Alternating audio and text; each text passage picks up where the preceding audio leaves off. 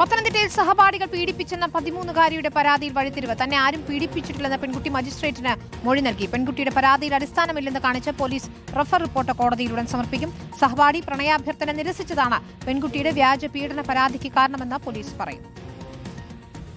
വൈദ്യപരിശോധനയിൽ പെൺകുട്ടി പീഡനത്തിന് വിധേയമായിട്ടില്ലെന്ന് വ്യക്തമായിരുന്നു.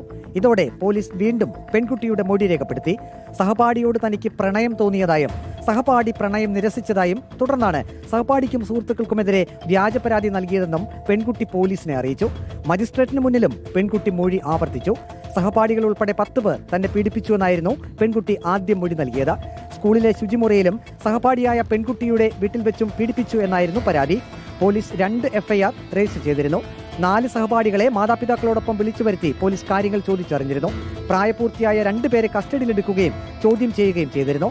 പെൺകുട്ടിയുടെ പരാതി വ്യാജമാണെന്ന് കണ്ടെത്തിയതിനാൽ പോലീസ് ഉടൻ റഫർ റിപ്പോർട്ട് കോടതിയിൽ സമർപ്പിക്കും. റിപ്പോർട്ടർ, പത്തനംതിട്ട.